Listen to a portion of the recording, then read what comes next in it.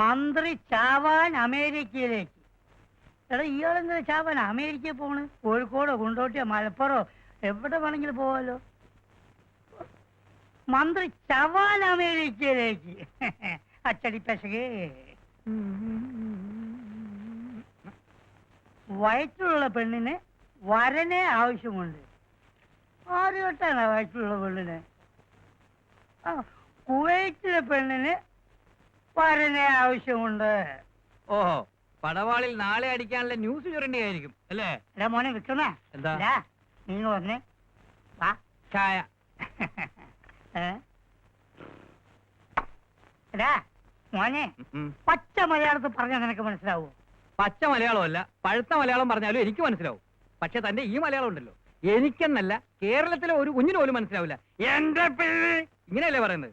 താനും കണക്കാ, തന്റെ ഈ പത്രവും കണക്കാ. എടാ പടവാളിൽ ഒരു പത്രത്തിന്റെയും മെച്ചിലെടുക്കേണ്ട ആവശ്യമില്ല. പടവാളിൽ നിന്നും മറ്റുള്ളവർ ചുരണ്ടുകയുള്ളൂ. അത് മനസ്സിലായി. നമ്മളല്ലേ ചീഫ് എഡിറ്റർ? ഊതല്ലേ എന്തോ ഊതല്ലേ. എടാ എന്റെ പത്രത്തിൽ ഏത് ന്യൂസ് കൊടുക്കണം ഏത് കൊടുക്കണ്ടെന്ന് തീരുമാനിക്കേണ്ട ഞാനാ, അത് നീയല്ല. പിന്നെ എന്റെ പത്രപ്രവർത്തനത്തെ നീ കൈ കടത്തരുത്. നീ ഹോട്ടലിലെ റിസപ്ഷനിൽ പോയി ഉറക്കം തൂങ്ങാൻ റിസപ്ഷനിൽ പോയിരിക്കണമെന്നൊന്നുമില്ല. തന്റെ ഈ പത്രം ഒരു തവണ വായിച്ചാൽ മതി. എടാ എന്റെ പത്രത്തെ പറ്റി പറഞ്ഞു കളിച്ചാലുണ്ടല്ലോ എന്റെ പഴയ സ്വഭാവം വരും. ചെറ്റ ചെറ്റ ചെറ്റ സ്വഭാവം. ചെറ്റ് പുകഴ്ത്തല്ലേ, സ്വയം പുകഴ്ത്തല്ലേ. എടാ തെണ്ടിത്തരം പറഞ്ഞാലുണ്ടല്ലോ. എടാ തെണ്ടി അടിച്ചിട്ട് എന്റെ മുഖത്തിന് ഷേപ്പ് ഞാൻ മാറ്റു. എന്നെ അടിച്ച് ഷേപ്പ് മാറ്റൂ.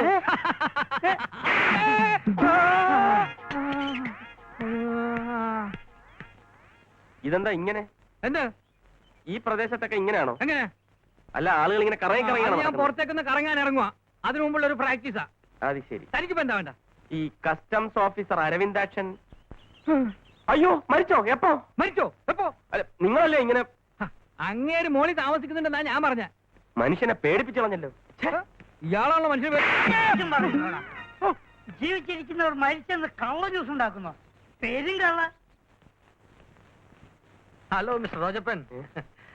മിസ്റ്റർ നിങ്ങളെ തന്നെ ഇരിക്കണം. ഓ റോജപ്പൻ, ഞാനങ്ങ് മറന്നുപോയി. സ്വന്തം പേര് മറക്കുകയോ? എന്താണെന്ന് അറിഞ്ഞില്ല, ഈയിടെയായിട്ട് സ്വന്തം പേര് മറന്നു. അതൊരു പുതിയ രോഗം, അമ്നീഷ്യ. ബൈ ദി വേ, കുടിക്കാൻ എന്താ വേണ്ടത്? Coffee or tea? ഒന്നും വേണ്ട, ഞാനിപ്പോ കുടിച്ചിട്ടാ വന്നത്. നിങ്ങൾ കാരണം എനിക്ക് ഡിപ്പാർട്ട്മെന്റ് നല്ല പേരാ. ആ പട്ടര കണ്ട തോന്നില്ല അയാളുടെ അത്രയും സ്വർണ്ണം ഉണ്ടായിരുന്നു. അതിനെക്കുറിച്ച് സംസാരിക്കാനാ ഞാൻ വന്നത്. 1 കോടി രൂപയുടെ സ്വർണ്ണമല്ലേ സാറ് പിടിച്ചത്? അതെ. അത് പിടിക്കാൻ സഹായിച്ച വകയില് എനിക്ക് കിട്ടാനുള്ള 20 ലക്ഷം രൂപ എപ്പ കിട്ടും? അതൊക്കെ സർക്കാർ കാര്യമല്ലേ, അതിന്റേതായ സമയം എടുക്കും. സംഗതി പിടിച്ചു കഴിഞ്ഞാ ആ കാശ് ചെന്നാൽ എന്താ? അതിനൊക്കെ ഓരോ പ്രൊസീജിയേഴ്സ് ഇല്ലേ, ഉടനെ എടുത്ത് തരാൻ പറ്റുമോ? എനിക്ക് മനസ്സിലായി. എന്ത്? ആ തുക കൂടി 5-6 മാസം ബാങ്കിലിട്ട് അതിന്റെ ഇൻട്രസ്റ്റ് കൂടി തട്ടിയെടുക്കാനുള്ള പരിപാടിയല്ലേ?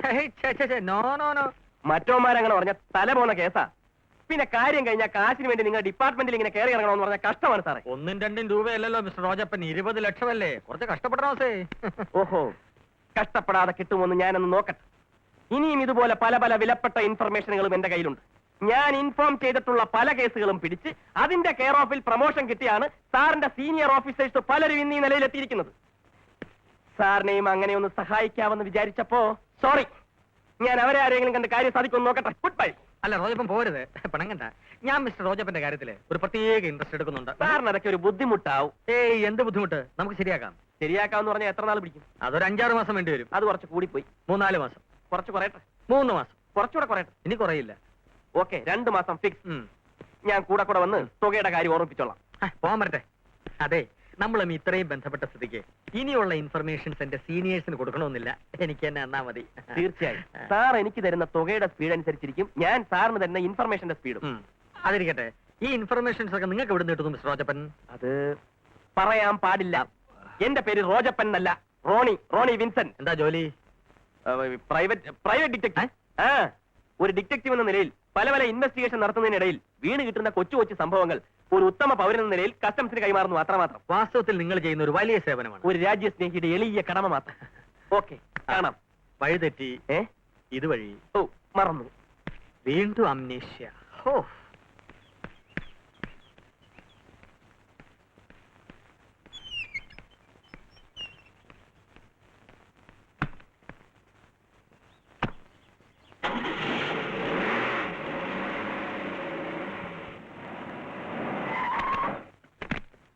ആ ഇത് തന്നെയാണ് അരവിന്ദാക്ഷൻ സാറിന്റെ വീട്.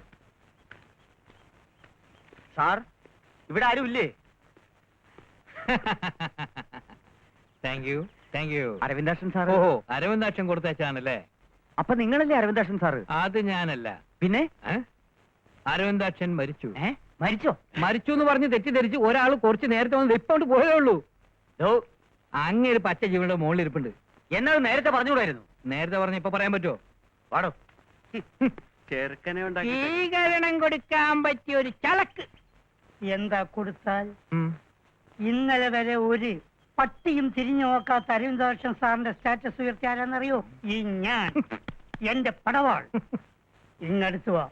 എന്റെ അടുത്തൊട്ടി നിന്നാൽ നിന്നെയും 10 പേരെ കൊണ്ട് സ്വീകരണം തരാനുള്ള ഒരു അവസ്ഥ പടവാൾ വഴി ഞാൻ ഉണ്ടാക്കി തരാം. വേറെ ചപ്പടാച്ചടിക്കാതെ വിശ്വാ. ഇന്ന് വരെ തന്റെ കൊടുവാൾ പടവാൾ എന്തു ആളായാലും 10 കോപ്പി തികച്ചു വിറ്റ ചരിത്രം ഉണ്ടായിട്ടുണ്ടോ? ഉണ്ടോ? എടാ, എന്റെ പടവാളിനെ തൊട്ട് കളിച്ച് നോക്ക്, നിന്നെ ഞാൻ കളി പഠിപ്പിക്കും. എന്നെ കളി പഠിപ്പിക്കണോ?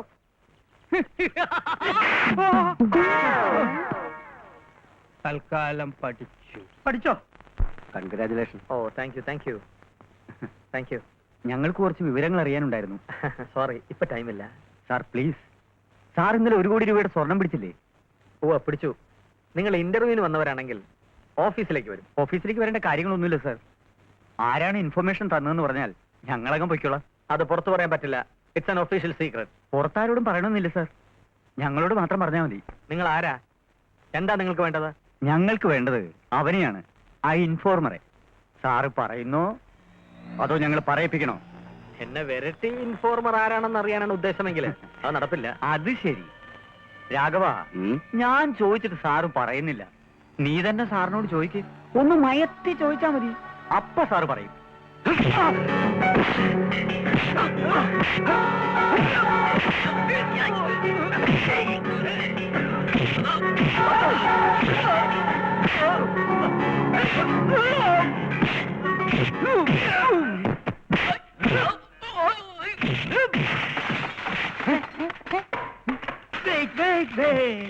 എനിക്കൊരു illusion. എന്താ? ഒരു സെൻസേഷണൽ ന്യൂസിനുള്ള സ്കോപ്പ് ഉണ്ട്. ഒരു ഹോട്ടലിൽ റിസപ്ഷനിസ്റ്റായ ഞാൻ വരണോ? വരണം.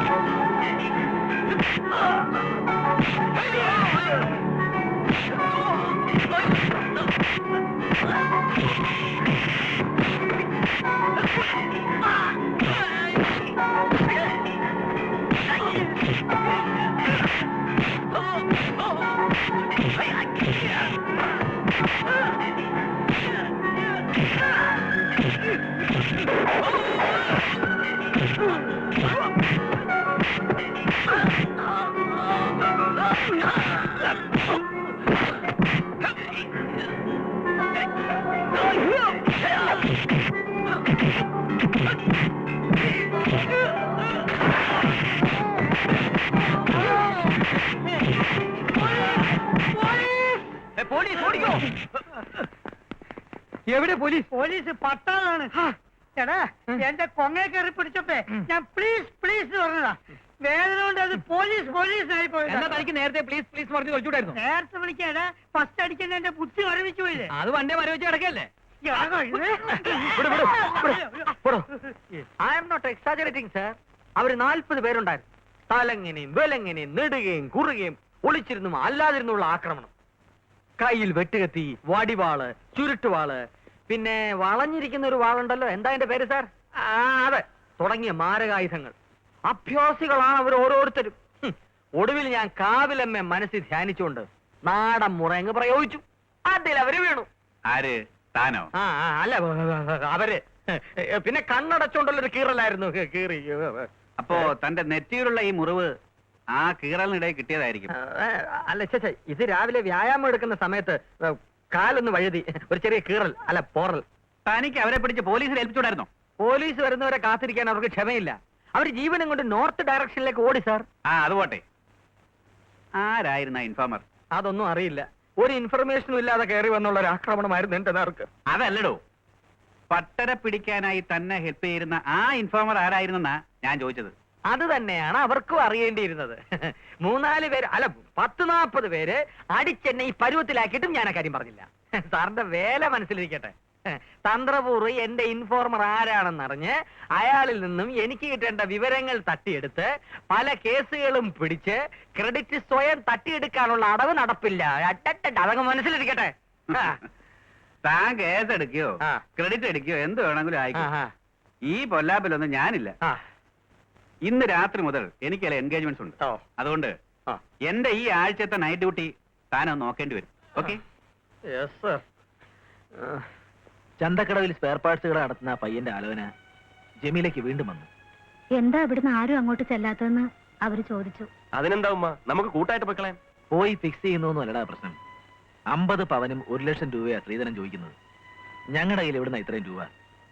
ഒറ്റ മാർഗേ ഉള്ളൂ, അറ്റ കൈക്ക് ഈ വീട് വിൽക്കുക. അതൊന്നും വേണ്ടി വരില്ല. ദൈവം എന്തെങ്കിലും മാർഗം കാണിച്ചു തരാതിരിക്കില്ല. ജമീലേക്ക് ഒരാങ്ങളെ മാത്രമല്ലല്ലോ ഉള്ളത്. പണം ഉണ്ടാക്കാൻ നീ മാത്രം ബുദ്ധിമുട്ടണ്ട, ഞാനും ഇല്ലേ. എല്ലാം ശരിയാവൂടാ. എന്നാ സത്യത്തിൽ ഇപ്പൊ പൊര നിറഞ്ഞു നിൽക്കുന്ന അവളല്ല, നിങ്ങളാ. ഓ, ഇപ്പോഴെങ്കിലും ഉമ്മയ്ക്ക് അത് പറയാൻ തോന്നിയല്ലോ. ജമീലയുടെ കല്യാണം കഴിഞ്ഞാൽ ഉടൻ ഞാൻ കെട്ടും. നീ കെട്ടുക കെട്ടാതിരിക്കും എന്ത് വേണേ ചെയ്യും. മോനെ പോയി കളയരുത്, ഉമ്മ ചായ കൊണ്ടുവരാം. ഉമ്മ ചായയുടെ കൂടെ അവലൂസ് കൊണ്ടോടെ എടുത്തോ. ആ, നിനക്ക് വേണമെങ്കിൽ ഹെൽപ്പ് ചെയ്യാം. എന്ത് help? വല്ല പാലയിലോ കാഞ്ഞിരപ്പള്ളിയിലോ ഉള്ള ഏതെങ്കിലും റബ്ബറച്ചായന്റെ മന്ദബുദ്ധിയായ മകളെ നിനക്ക് വേണ്ടി ഞാൻ ആലോചിക്കാം. നല്ല പൂത്ത കാശ് കിട്ടും. എന്റെ കാര്യം നോക്കാൻ എനിക്കറിയാം. ഞാൻ ഏതാണ്ട് നോക്കിയിരിക്കുക. എന്ത് നോക്കിന്ന്? ദൈവം എനിക്ക് വേണ്ടി സൃഷ്ടിച്ച എന്റെ പെണ്ണിനെ ഞാൻ കണ്ടെത്തി കഴിഞ്ഞു. പെണ്ണെങ്ങനെ? പെണ്ണ് കൊള്ളാം, പക്ഷെ തന്ത മന്ദബുദ്ധിയാണോ എന്നൊരു ഡൗട്ട്.